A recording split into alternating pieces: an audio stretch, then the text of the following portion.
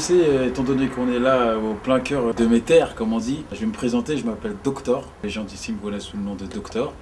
Et me connaissent aussi sous le nom de Doku, donc mon nom d'artiste. Il faut savoir que mon nom d'artiste, il ressemble à tout ça. Parce que c'est ici que tout commence. Moi, ça me rappelle les raccourcis. Nous, ici, c'est nos terres. On connaît mieux les raccourcis que les architectes même qui ont construit ce quartier. On fait partie de cette génération qui ont élevé le quartier. Malheureusement, des fois, on n'a pas forcément laissé une bonne image. C'est l'endroit où j'ai grandi, c'est mes terres. Je ne pourrais pas employer de meilleurs termes, dans le sens où on a grandi ici, on a fait nos preuves ici, on a fait nos bêtises ici, on a été fiers de nous grâce à cet endroit. Il faut savoir que nous, dans les cités, on est très soudés. J'ai grandi dans un milieu où j'allais manger chez mon voisin, il est portugais, il était chrétien. Le lendemain, si ça se trouve, j'allais manger chez mon autre voisin, il était musulman, on mangeait du couscous. L'autre voisin, il était de confession juive, etc. Donc voilà, ça nous a appris tout ça.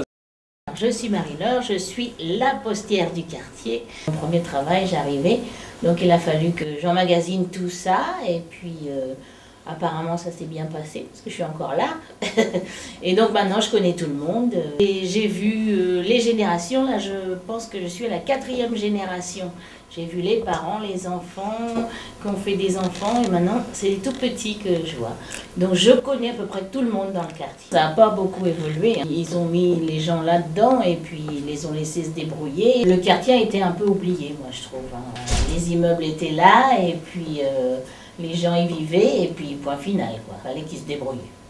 Parce que c'était vraiment un peu insalubre, hein, et puis pas du tout agréable, je pense, de vivre avec ces coursives qui passent partout. Là, je pense qu'on a un petit peu besoin de plus d'intimité.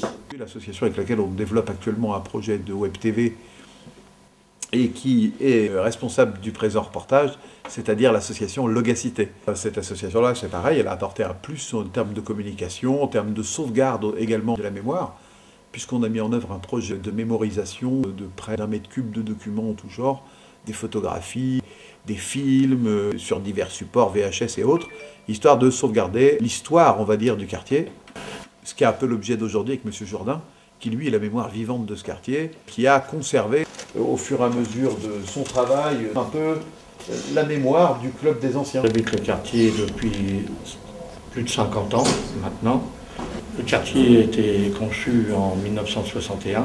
Le premier immeuble, c'est l'immeuble rouge, qui a été construit en 1955. Avant, ici, il n'y avait que de l'eau, parce que c'était une sablière, c'est pour ça que le quartier s'appelle le quartier de la Sablière. Les immeubles ont été construits avant la guerre, hein. C'est les premiers immeubles qui avaient des salles de bain, enfin, c'était pas des salles de bain, il y avait une baignoire dans la cuisine. C'était déjà moderne, c'était en 1933. Donc ça, c'est une photo qui a été prise en 1978. Donc, le quartier Gramont, le voilà, là. Là, les immeubles, en 78, ouais, le Y, là, les 2 Y tombés. Ça, c'est l'ancienne salle de sport. Là, c'est l'anneau qu'il y avait. Ça, c'est le terrain de foot. Les rouges étaient déjà construits, parce qu'ils ont été construits en 1953. Alors, après, ça, c'est la poudrière. Là, il y avait des baraquements. Tu vois, ça, c'est les 3 immeubles qui sont en face de la clinique maintenant. Là, c'est les David Ferrand. Ça, c'est l'avenue de Gramont. Ça, c'est l'ancien marché aux bestiaux, où c'est qu'il y a la clinique maintenant. Là, c'est le château d'eau. Ouais. Là, on arrive sur le quartier avec la poudrière. Voilà. Là, le Jules Adeline. Là, c'est la salle jaune, qui est à l'angle de l'avenue de Gramont et de la rue Ledru-Rollin, qui faisait épicerie. On dit l'église Sainte-Catherine. Pendant la Révolution, ils ont mis de la poudre dedans. Voilà. Et sans ça, c'était les moines de Gramont. Il y a le quartier Gramont, mais avant, il y avait les moines de Gramont. On dit Grandmont, hein. Parce que comme ça s'écrit, on écrit Grandmont. Parce que le comité Gramont a été créé en 1961 par Madame Hermel, hein. C'est pas moi qui l'ai créé. Et donc, on a fait les 50 ans en 2011. Je suis né ici. Mes parents sont originaires d'Algérie, donc ils sont venus il y a plusieurs années de cela ici en France. Donc, ils se sont installés donc directement sur Rouen, puis après ils ont fait le choix de venir sur le quartier Gramont. Ça fait un peu plus de 20 ans que je vis ici, donc du coup j'ai vu pas mal de transformations dans le quartier. J'ai vu les nouvelles générations arriver. J'ai connu aussi les anciens qui ont quitté le quartier tout simplement. qui sont partis d'ici. Donc j'ai connu vraiment beaucoup de choses sur le quartier. Et voilà, j'y ai vécu pas mal de choses aussi. J'ai toujours participé aux différentes manifestations culturelles du quartier Gramont qui ont été mises en place par le centre social et particulièrement par Ami Goubèche. Après moi je suis un habitant comme les autres et j'essaie d'apporter ma petite pierre à l'édifice avec les activités mises en place par mon association. Donc j'essaie de faire un petit peu bouger les choses, un petit peu bouger les lignes à mon niveau avec la petitesse des mêmes moyens. Puis en même temps d'y impliquer aussi les jeunes à travers des activités pédagogiques et autres. Je suis arrivé en 84, bon, j'habitais à la Sablière, rue Charles Baudelaire. J'ai vécu dans ce quartier-là et dans ce quartier-là, c'est vrai, ce qui m'avait plu, c'est qu'il y avait différentes nationalités. Un truc qui m'avait choqué, c'est que dans le centre social, je ne voyais pas d'hommes noirs. Et il y avait quand même une forte population qui venait quand même dans le centre. Mais les jeunes noirs étaient quand même là-bas, ils avaient quand même les possibilités, les capacités. Mais je ne travaillais pas là-bas. Et donc ça m'a révolté. J'ai été voir le directeur à l'époque, Daniel Vignon. J'ai parlé plus ou moins des projets, des choses que je savais faire. C'était la danse, la percussion. Et il a trouvé mon projet excellent. Chacun avait sa place. Et moi, ce que je pouvais rapporter à cette époque-là, c'était de ramener la culture africaine en fait, à travers ces danses, ces pas de danse, sa musique, tout ce qui suit quoi. Et donc je lui ai proposé ce projet-là, il a adhéré. J'étais animateur et puis voilà, c'est d'abord que l'idée de la musique m'est venue quoi en fait. Après avoir donné des cours de danse, des cours de percu, après tout ça, après j'ai vu faire quelque chose dans la chorale, parce qu'après j'ai occupé quand même de la chorale africaine à Saint-Ouvert. Dans les années 80, tout le monde, on vivait tous ensemble en fait. On vivait bien quoi, en harmonie avec aussi bien avec la communauté maghrébine, aussi bien avec la communauté française. Moi le quartier, franchement, c'était à l'époque il faisait bon de vivre. Tout le monde trouvait sa place, c'était bien. Honnêtement, c'était bien. Après que les gens peuvent dire que c'était chaud, bien sûr c'était chaud avant. Parce que moi j'en ai entendu parler, c'était chaud.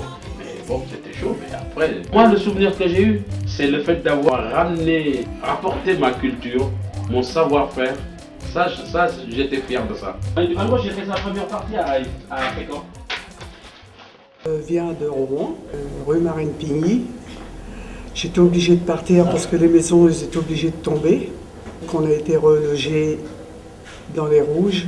Et avec ma maman, j'ai trouvé le quartier Gramont très bien. J'aimais bien les gens, on s'entendait bien, tout. Je me souviens, on lavait les balcons, on était vraiment bien avec les personnes. Alors là, ce que je vais vous montrer, c'est l'appartement où j'ai connu mon premier copain. Et ici, c'était ma maman. C'était ma maman, c'est là que j'ai vécu. Des bons souvenirs. Les voisins, ils étaient gentils. On avait notre balcon, tout. C'était super. J'ai passé de 64 à 65. À 72, 71, ma fille, elle est née ici. Et j'ai vécu, pour ainsi dire, une bonne partie chez maman. Les Rouges d'avant, c'était bien. Et là, j'ai ressenti qu'ils étaient dégradés. La première des filles. Mon fils David, mon deuxième garçon. Après, c'est Samuel, troisième. Et Tristan, le dernier. Je les ai élevés comme j'ai pu. Parce que je me suis retrouvée toute seule de bonne heure. J'ai perdu mon mari, j'étais jeune, j'avais 32 ans. Et j'ai fait mon devoir pour les élever. Je les ai élevés jusqu'au bout. Malheureusement, ils sont partis avant. Ils ont voulu partir avant. Je ne les ai pas mis dehors. Et ils sont partis d'eux-mêmes. Ils ont eu des enfants, ils ont élevé leurs enfants, tout. Bon, il y a eu un petit peu de déchirement. Parce que je venais pas les voir assez souvent. Mais c'est ce que je dis, malgré qu'on a le déchirement, on n'empêche pas la grand-mère d'aller voir les petits-enfants. Le message que je veux transmettre, c'est que c'est mes enfants, que ce soit ma fille, que ce soit mes garçons, plus mes petits-enfants. Je voudrais leur dire que je les aime, je les ai toujours aimés. J'avais pas beaucoup d'amour à vous donner parce que j'étais malheureuse dans ma jeunesse, mais je vous aime beaucoup, énormément. C'est la photo de mon mariage, que j'étais mariée avec René, et que j'ai eu mes 3 enfants, et que je ressemblais à Romy Schneider. C'est moi en mariée avec mon mari, ma maman, mon frère, ma sœur Ginette, Jean-Marc Petit. Jean-Marc Petit, parce que ma maman ne voulait pas me l'enlever. Donc, la fille de Jean-Marc. Les portes du pénitencier bientôt vont se refermer, et c'est là que je finirai ma vie, comme d'autres gars l'ont fini. Bonjour. Là, mon appartement, j'ai 70 ans. J'ai un F3 et je suis bien chez moi. Moi, je suis arrivée ici en 92, vu qu'avant j'étais en Algérie avec mon mari et mes enfants. Ma mère a toujours vécu ici au Rouge. Et donc j'ai eu un appartement ici. Et bon, j'ai travaillé au Fort Hôtel comme gouvernante pendant 70 ans. Avant, j'ai eu un appartement à la Sablière. Et après, je suis partie à Saint-Sever, mais mon petit quartier me manquait, donc j'ai demandé un appartement ici, je l'ai eu ici au Rouge. C'est un quartier superbe. On était bien, tous ensemble, on se connaît tous. On boit le café sur le balcon, on discute, on s'aide. On était bien. Franchement, on était bien. Les appartements, c'est les meilleurs appartements du quartier. La salle, elle est grande, les chambres sont bien, on est vraiment bien. Quelqu'un a besoin de quelque chose, n'importe quoi. Du lait jusqu'au de l'argent, on s'est aidé. Jamais on laissait quelqu'un en panne. Rien du tout, même les courses. Moi je vois maintenant des petits jeunes qui sont en bas, quand j'arrive avec mes courses, ils me les portent jusqu'à chez moi. J'ai été gravement malade en 2008. J'ai eu un cancer, je crois que j'ai été sauvée grâce à mes enfants et à mes amis. Beaucoup de voisins qui sont venus, qui m'ont aidé, parce que cette maladie-là, il faut beaucoup de courage. Je travaillais à Marseille, dans la fonte, avant. Et là, c'est moi, maman. D'accord. Et papa? Ouais, ma petite fille, c'est l'aînée. Elle a 21 ans. Fille et fils? Fille, ma petite fille. T'es sa mère? J'ai connu le quartier quand il n'y avait que des immeubles, que des ghettos. Puis il y avait le projet démolition-construction. Maintenant, le quartier il est remodelé, renouvelé, agréable à habiter. Vous voulez visiter? Suivez-moi. Le Rouge, ça fait partie. Il voulait au début le garder comme patrimoine, comme ça, c'est parce que c'est les immeubles qui dataient après la guerre. Donc on logeait des familles à faible revenu. Maintenant, ils ne savaient pas quoi en faire. La décision était prise récemment pour la démolition des immeubles rouges. Ce quartier-là, je connais de vue. Je suis en train de commenter, je pense retrouver les... Je suis arrivé dans le quartier en 63, je devais avoir 2 ans. Je suis né en 61. Et je vois que les gens sont heureux. Bravo à l'association, à tous ceux qui ont contribué à ce travail.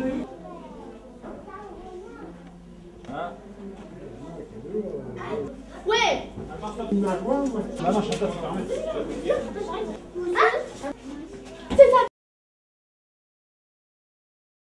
J'ai envie de dire, les goûts et les couleurs sont dans la nature, tout le monde a ses avis, ses opinions.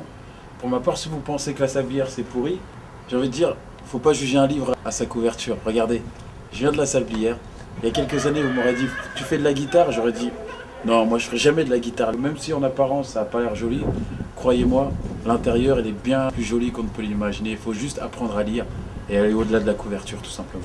C'est important de bien se sentir chez soi et bien vivre avec les habitants qui vivent dans ce quartier-là. Après, je pense que c'est aussi nécessaire d'avoir un certain détachement, je dirais, de pouvoir partir et mieux revenir. J'ai été étudiant, donc forcément j'ai été amené à voyager, à faire des stages ailleurs que sur la ville de Rouen. Ça a été une bonne chose, parce qu'après, quand on rentre chez soi, on se dit, ouais, finalement, on est bien chez soi. Bah après, c'est un remerciement, parce que c'est un travail. Le fait que les gens aiment ma musique, tant mieux, j'ai envie de vous dire. Il y a certaines personnes qui n'aimeront pas, mais ça me permet d'avancer. Critiquer, que ce soit positif ou négatif, et ça peu importe le sujet, que je peux pas en vouloir aux gens qui disent que c'est pourri. Mais je les invite à venir. Avant de goûter un plat et dire que je n'aime pas, il faut goûter. Mon côté humain, sachez que je l'ai développé parmi tous ces gens qui ont grandi ici. Il y a des gens qui ont réussi, des gens qui font de la médecine, des gens qui sont avocats. Il n'y a pas que du dégoût.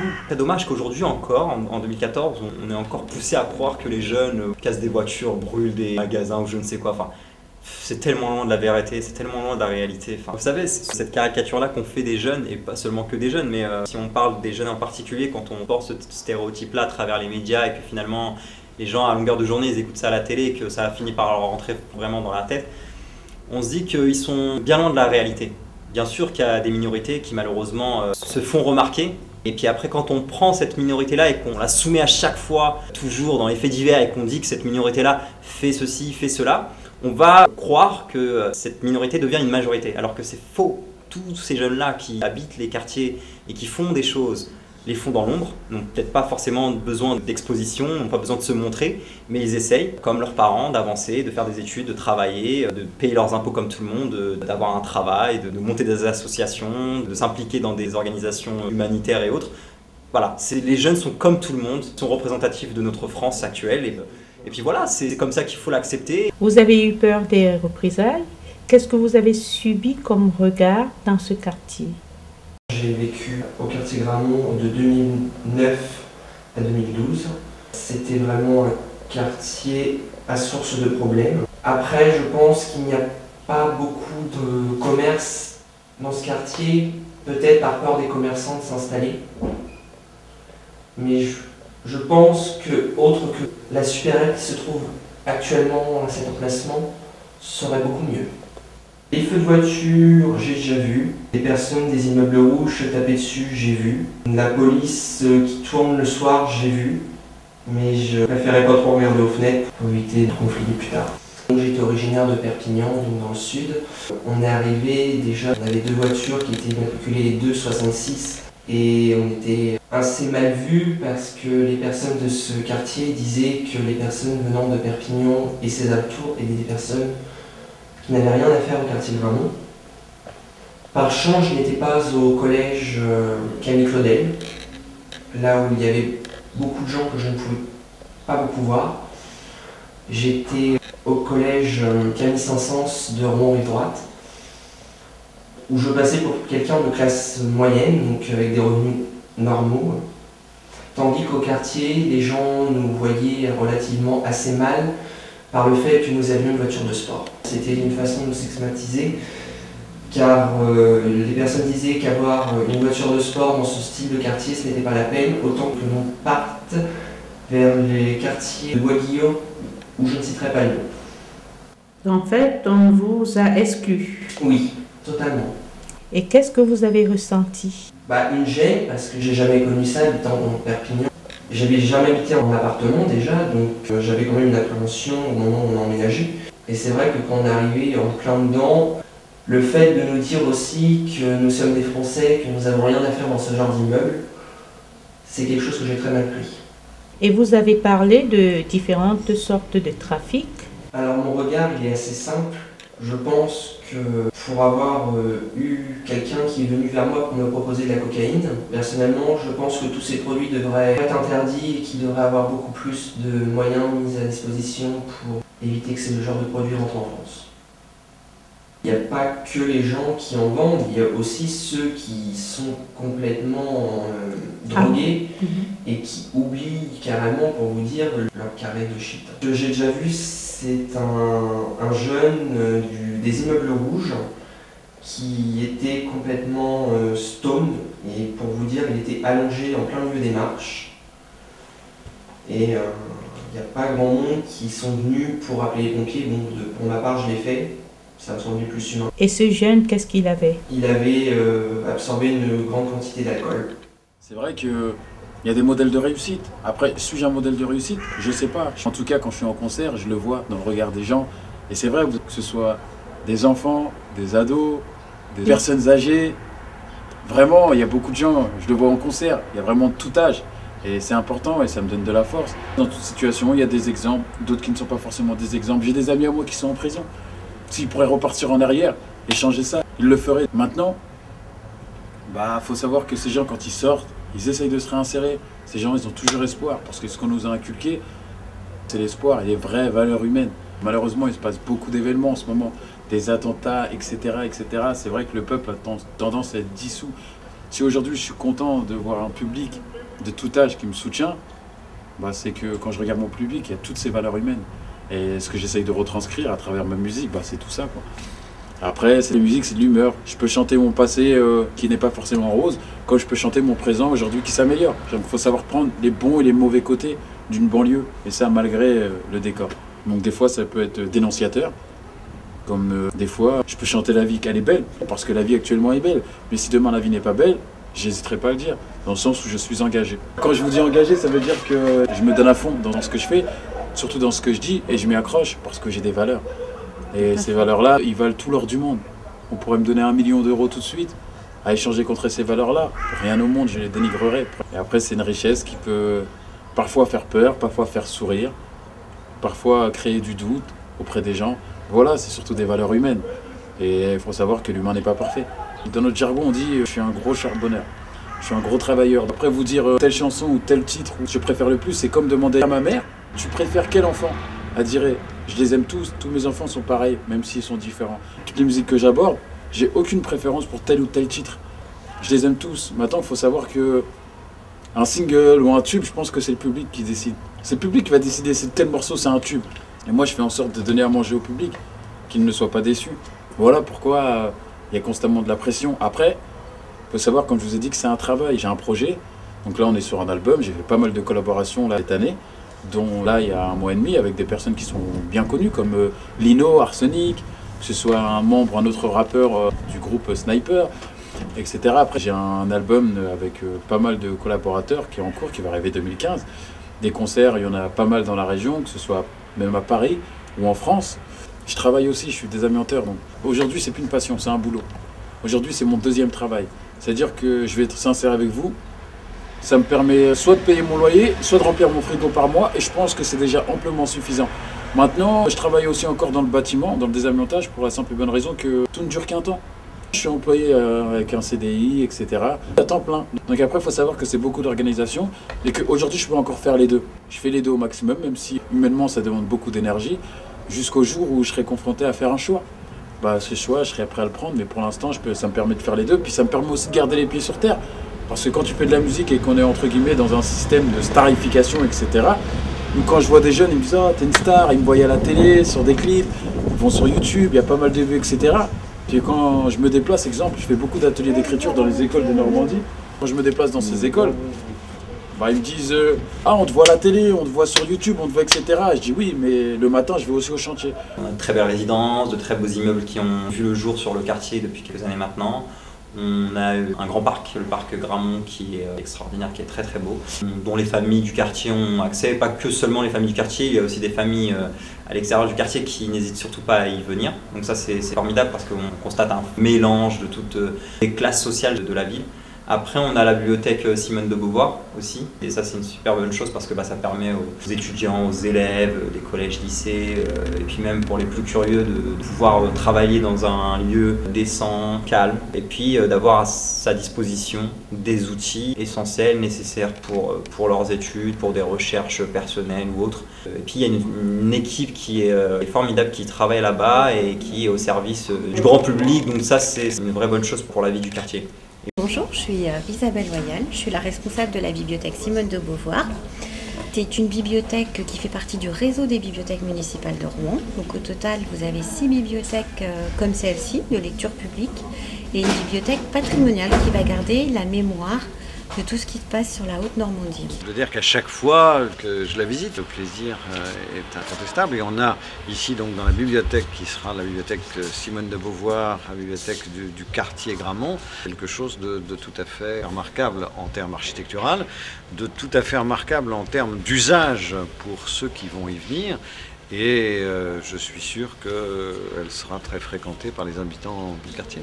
Ça contribue incontestablement à beaucoup changer le quartier. Comment vous avez ressenti ce monument ici dans le quartier? Le monument, c'est la finition de tout ce qui a été fait, la médiathèque. Mais dommage qu'ils ont mis la moitié et l'ont bourré d'archives. C'est pas assez, ça a coûté trop cher et puis stocker les archives. C'est aussi une mémoire? Mais oui, je veux bien. Ouais. Il faut être raisonnable. C'est pas un endroit où mettre les archives. On doit les mettre où? Dans un monument comme ça, qui va être peut-être historique un jour. L'architecture, comment qu'elle est belle, c'est la finition de ce quartier, avec le parc Gramont, avec tout ce qui était fait, et on stocke les archives. On accueille les usagers sur 30 heures d'ouverture au total.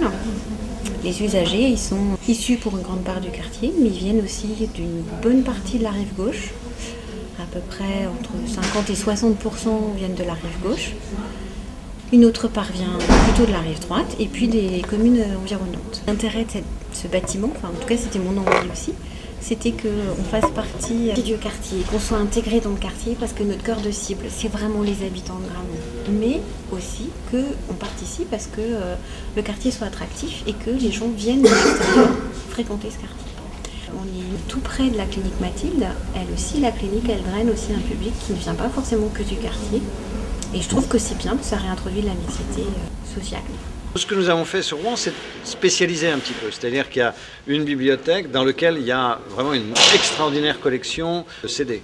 Dans telle autre bibliothèque, on a un maximum de collection en termes de bande dessinée, par exemple. Il y a une autre bibliothèque, ça depuis longtemps déjà, qui est spécialisée dans tout ce qui concerne le théâtre, la bibliothèque des Capucins. On est, dans ce bâtiment-ci, sur une bibliothèque-médiathèque de quartier, inscrite dans un réseau de bibliothèques-médiathèques. On n'est plus sur une conception d'avoir une grande bibliothèque centrale qui amène à faire disparaître certaines bibliothèques de proximité. Nous sommes sur une conception d'avoir 7 ou 8 lieux de bibliothèques de proximité. Alors il y a celle-ci qui est neuve. On rénove complètement la bibliothèque ancienne qui est à côté du musée des Beaux-Arts, qui sera complètement rénovée, et on en construit une autre sur les quais. Donc on est dans un mécanisme de réseau de bibliothèques de proximité. On considère qu'aujourd'hui, notamment avec les technologies nouvelles, avec tout ce qu'apporte l'informatique, Internet et tout cela, le sujet n'est plus d'avoir une énorme bibliothèque centrale, mais d'avoir un réseau de bibliothèques bien reliées entre elles, où on peut consulter des documents d'une bibliothèque à l'autre, où on peut réserver son livre dans une bibliothèque, même s'il est dans une autre bibliothèque, et venir le chercher là où on l'a réservé, l'espace de 24 heures. On n'est pas tout seul à travailler sur ce quartier, il y a déjà des structures qui font un gros boulot, et il y a beaucoup de travaux de mémoire qui ont été rédigés, réalisés, filmés. Tous ces travaux-là, ils sont déposés à la bibliothèque. Et du coup, on conserve la mémoire du quartier aussi à travers ces documents. On les prête. Parfois, on fait une projection publique aussi de ces documents, on essaie de les valoriser. Donc, on contribue en quelque sorte à la mémoire du quartier. C'est aussi notre travail. Ici, c'est le fond sur la Normandie. Dans chaque petite bibliothèque de proximité, comme nous ici, on a extrait les livres sur la Normandie, parce que souvent les gens s'interrogent quand même sur l'histoire de leur région, la géographie, qu'est-ce qu'on pourrait faire ce week-end. Et dans ce rayon sur la Normandie, on y a mis aussi les recettes de cuisine, mais aussi tout ce qui se passe sur la région. Je m'organise pour qu'au quotidien on puisse accueillir tous les usagers, habitants ou non du quartier, mais notamment on est très vigilant sur les enfants qui sont nombreux à être présents, qui sont longtemps présents à la bibliothèque, par les collections qu'on offre, l'encadrement au niveau des bibliothécaires aussi, on est quand même suffisamment impliqués et investis dans notre mission au quotidien. On répond aux questions des enfants, on les accompagne quand ils cherchent un document pour un exposé, une passion, simplement, ils aiment les chevaux, on va chercher les livres en rayon avec eux, on va chercher quels sont les romans qui peuvent leur plaire. C'est aussi un contact qui se fait au quotidien. Il y a les enfants qui viennent librement, ça assez simple. Ils viennent, ils vont emprunter des livres, des DVD, lire une revue, un film, lire sur place. Ils adorent aller sur Internet. Internet, c'est limité à 45 minutes par jour. Donc, de toute façon, ils ne vont pas faire d'excès non plus sur Internet ou sur les jeux.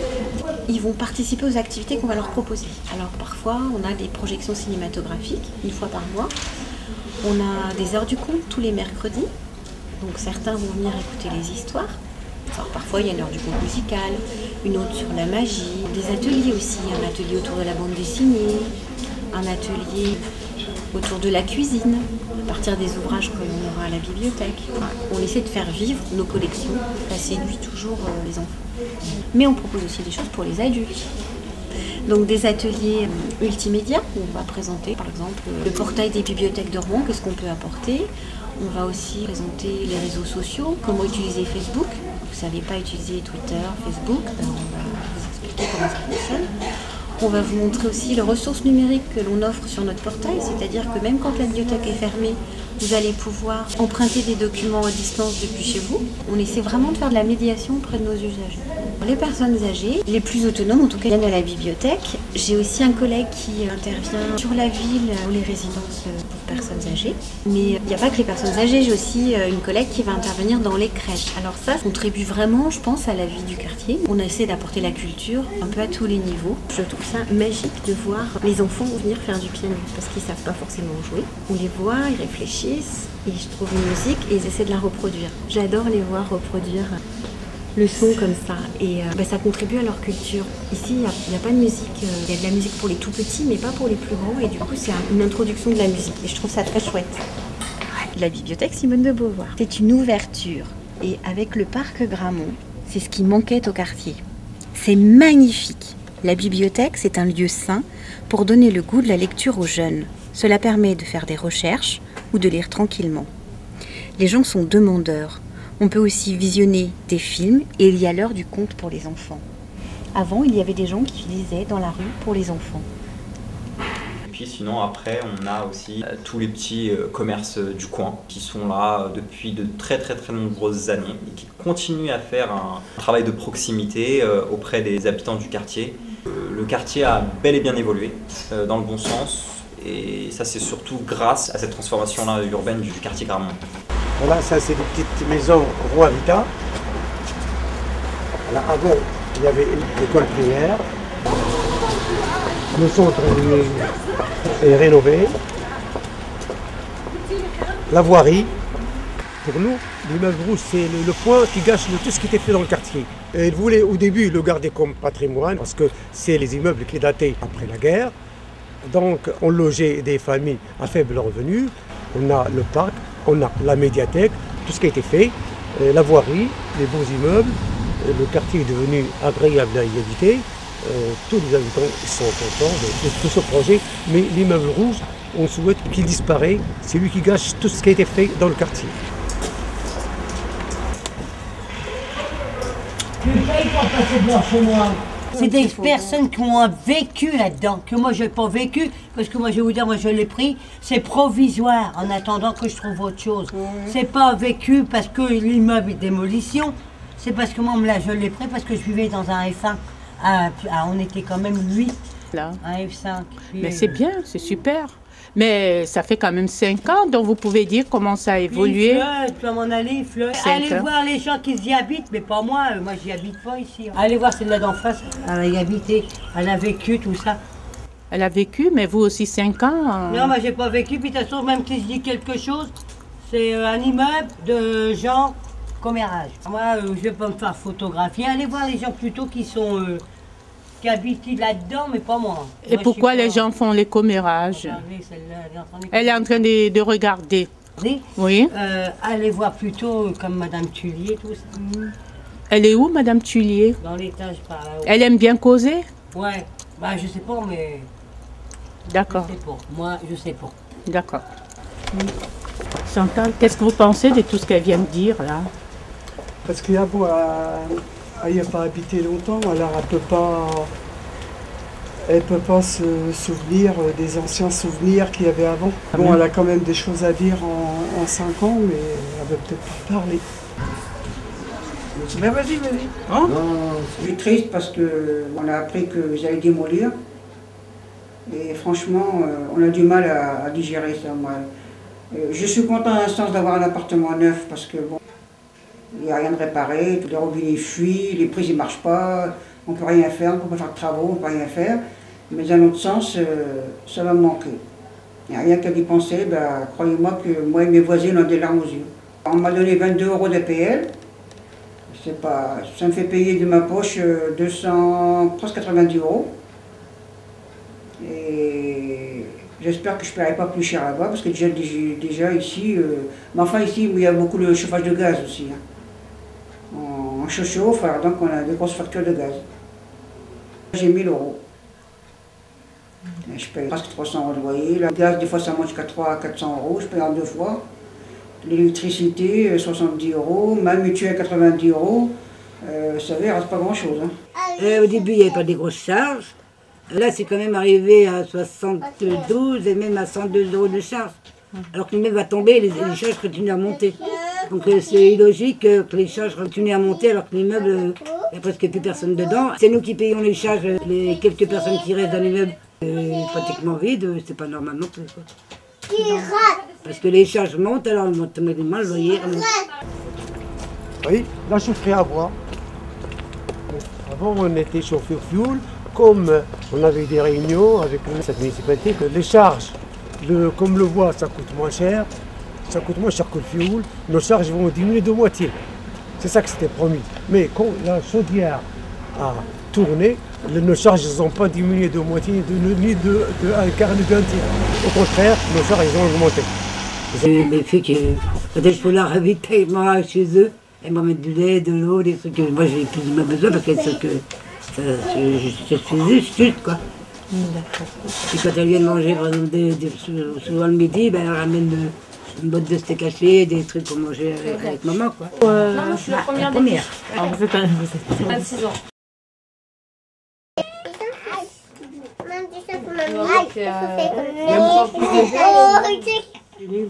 Tatiana Gaucher. L'âge 21. Ouais. Bah, comme ma soeur, à part les jeunes qui traînent tout le temps avec leur moto, là, sinon ça va. Ça a changé. Quoi que Rouen Habitat, c'est vrai pour ça, c'est ils sont quand même, ils comprennent.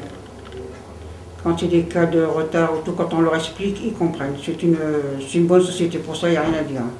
Maintenant il y a un LCALU, ils ne font plus rien, on a du mal à les avoir pour quelques travaux. On se dégoûte quoi, parce qu'on voudrait faire des travaux chez nous, avoir un bel appartement, on ne peut pas.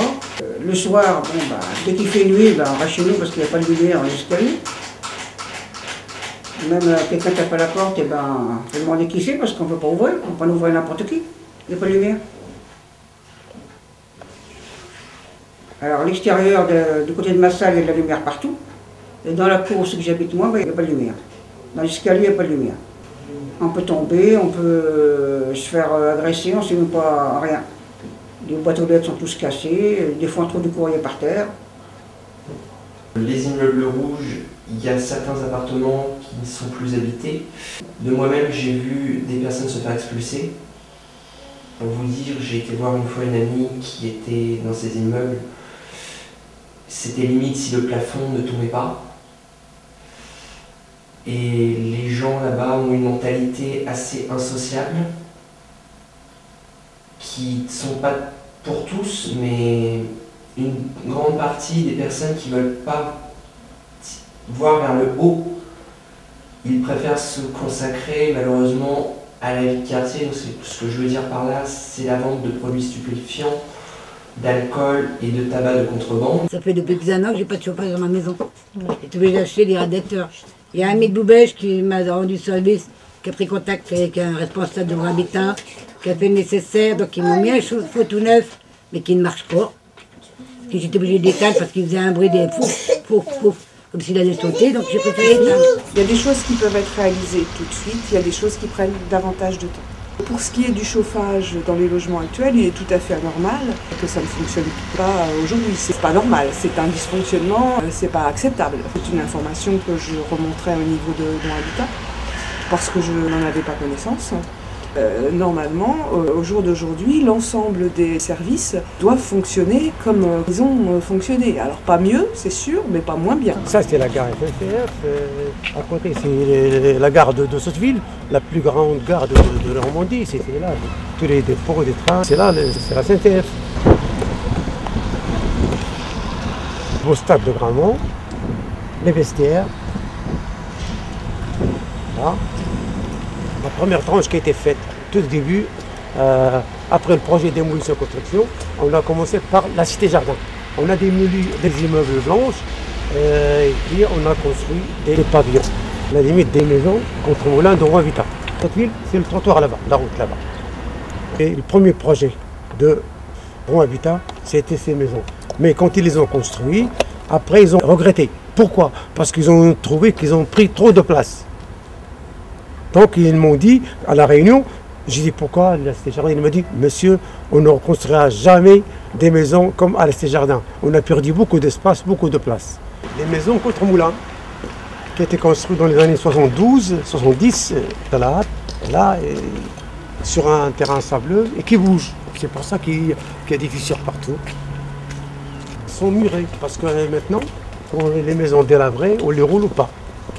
Et c'est pas avantageux pour Rouen-Vita. Là, c'est pour ça, ils sont en discussion, je ne sais pas ce qu'ils vont faire. Dans les anciens pavillons contre moi, il y a des murs qui sont en train de s'effondrer en deux carrément, et qu'ils attendent leur relogement, et ça a du mal à venir en fait. Et c'est quand même dommage, parce que c'est des gens que ça fait des années qu'ils sont dans le quartier, et sont affrontés à beaucoup de difficultés dans leur pavillon. Les travaux sont toujours pas faits.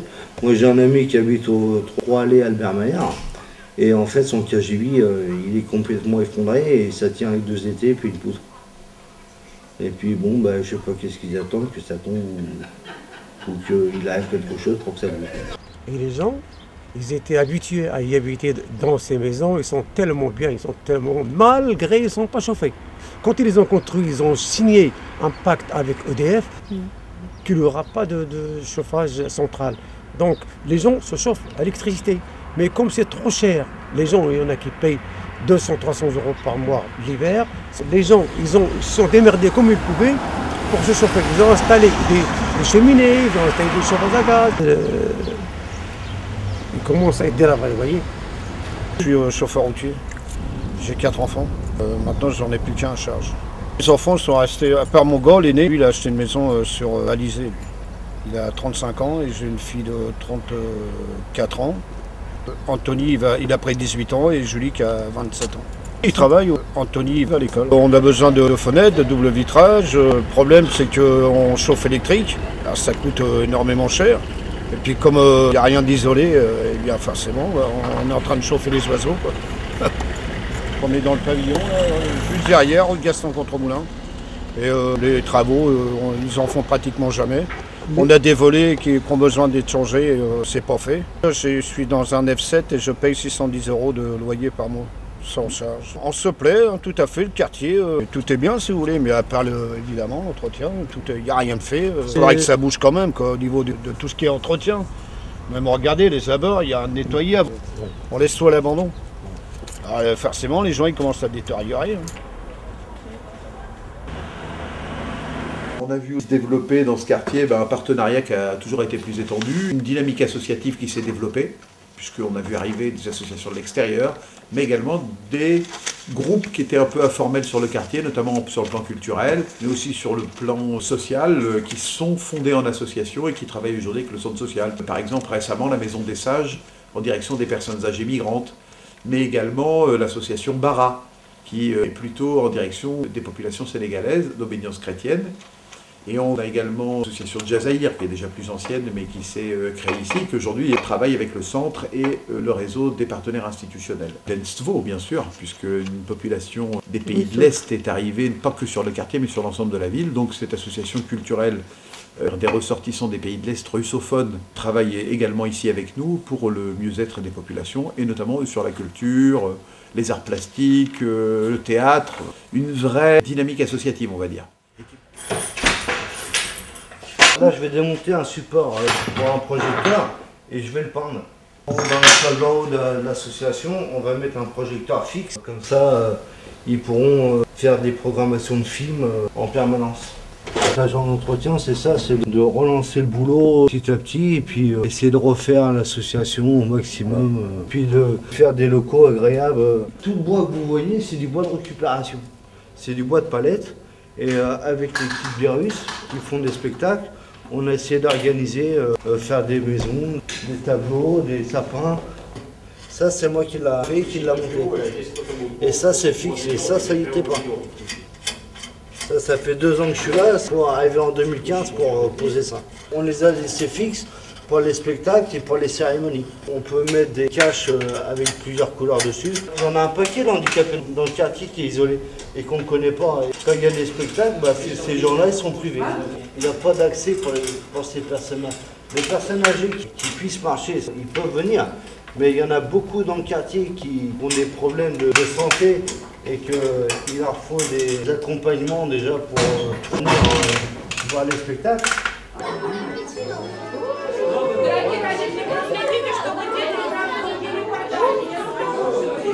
Nous sommes une association franco-russe culturelle, Единство. Nous sommes situés au centre social Gramont et aujourd'hui on a la fête de Nouvel An. Qui ont fait après Noël, après toutes les fêtes, parce qu'après les vacances, parce que sinon c'est pas possible de trouver une date. Donc aujourd'hui c'est la fête pour les enfants et pour les parents, pour les familles, pour se réunir et danser et chanter ensemble pour que les enfants elles nous voient heureux et en toute beauté.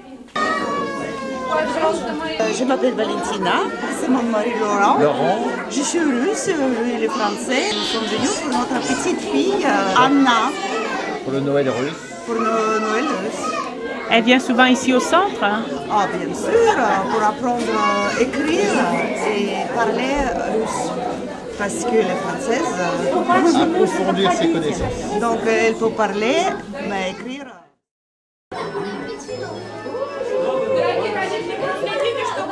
C'est énorme, elle fait nous rassembler toutes les Russes, les couples mixtes, pour tenir notre tradition, pour revenir sur la table russe, voilà, et mon mari dit quelque chose, parce que c'est pour toi, pour lui il est français, mais c'est très important. Non, c'est surtout garder une certaine culture russe, quoi.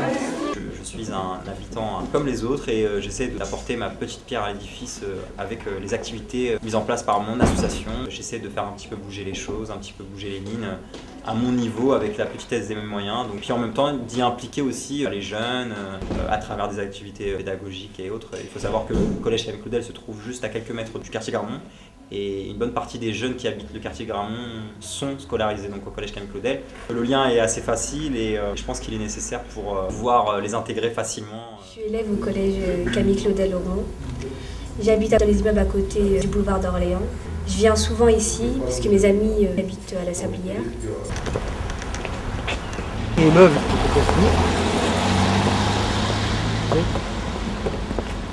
Tout ça, avant il y avait des immeubles.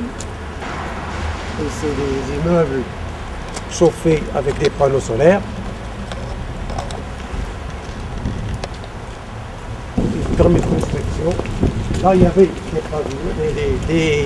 des immeubles qui s'appellent Charles Baudelaire et un immeuble blanc qui était récemment détruit. Là, c'est tout neuf.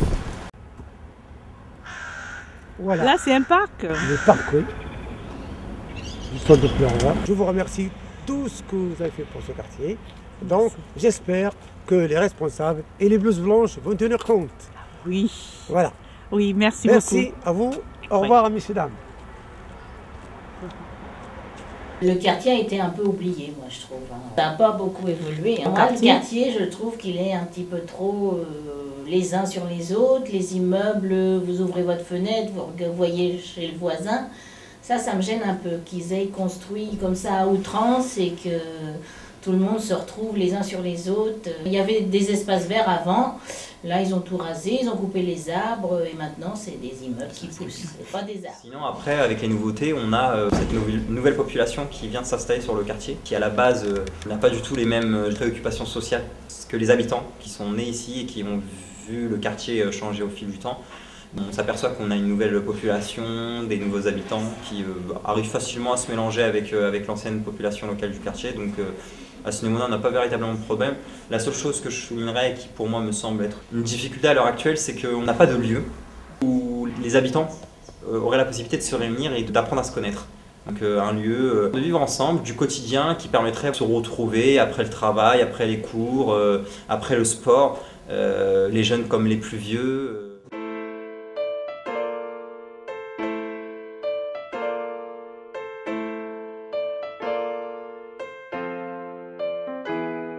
On a grandi dans le respect, les vraies valeurs. Les cultures s'entrechoquent, tu peux en voir de toutes les couleurs.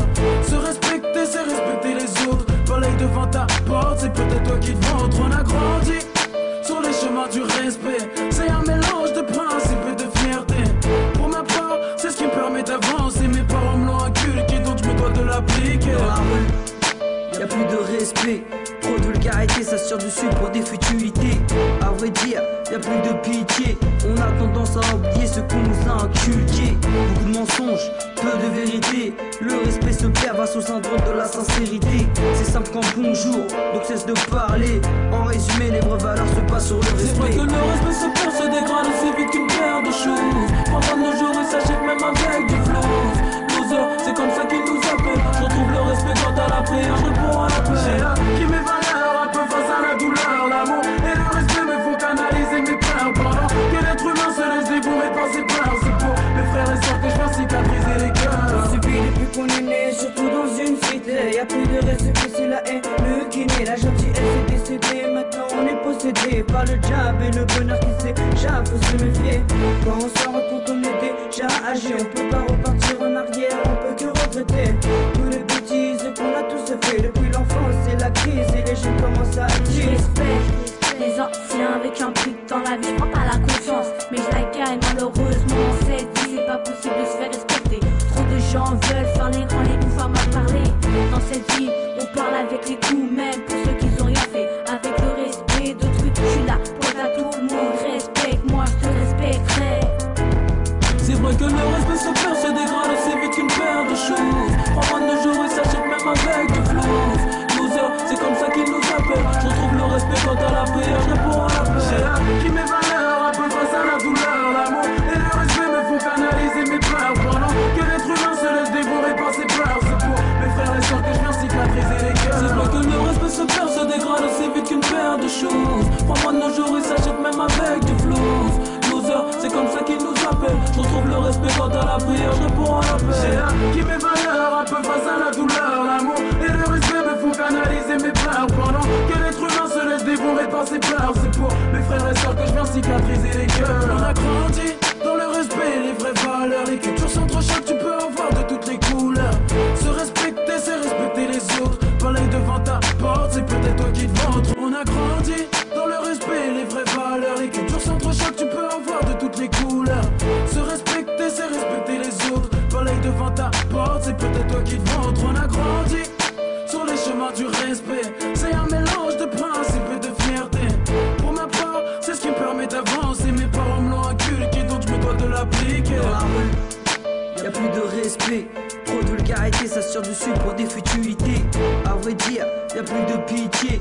On a tendance à oublier ce qu'on nous a inculqué. Beaucoup de mensonges, peu de vérité. Le respect se perd face au syndrome de la sincérité. C'est simple comme bonjour, donc cesse de parler.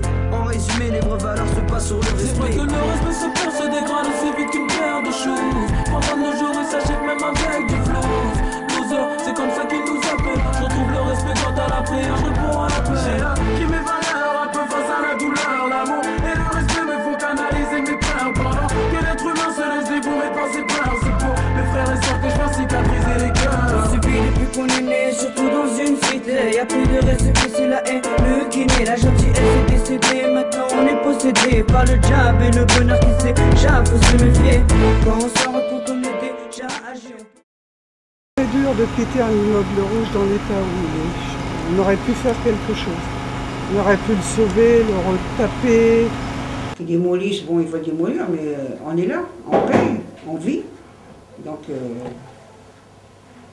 ils pensent à nous aussi. On a vu arriver, pendant le même temps que la mise en œuvre du grand projet de ville, une délinquance un peu plus lourde, puisqu'on a vu arriver des trafics de drogue qui n'existaient pas dans les années 90. Aujourd'hui, la fin de ce dispositif, c'est la disparition des immeubles rouges qu'on appelle Adeline ou le H, plus connu sous cette appellation-là, qui concentre un petit peu toutes les grosses difficultés du quartier, notamment la grande pauvreté des gens qui y résident et le lieu où se rencontrent les éléments de la jeunesse, et pas forcément que de la jeunesse d'ailleurs, qui sont impliqués dans des trafics en tout genre liés à l'économie souterraine. Donc cet immeuble va disparaître normalement cette année, et on a vu apparaître juste à côté, donc en face des immeubles du quartier David Ferrand, l'arrivée d'un immeuble qui va accueillir une grande partie de cette population-là, mais pas seulement, également de la population des autres quartiers, puisque c'est modulé en fonction des revenus, ou des capacités de revenus des familles. Donc il y en a qui vont être logés sur l'ancien dans Gramont et d'autres sur le nouveau qui a été mis en œuvre. À notre âge maintenant, bon, évidemment, d'ici là, ça sera bien, c'est des petites maisons en plein pied si vous voulez. Même pour les gens âgés, tout ça, c'est bien. Moi, je suis d'accord. Des petites maisons. Avec un petit jardin.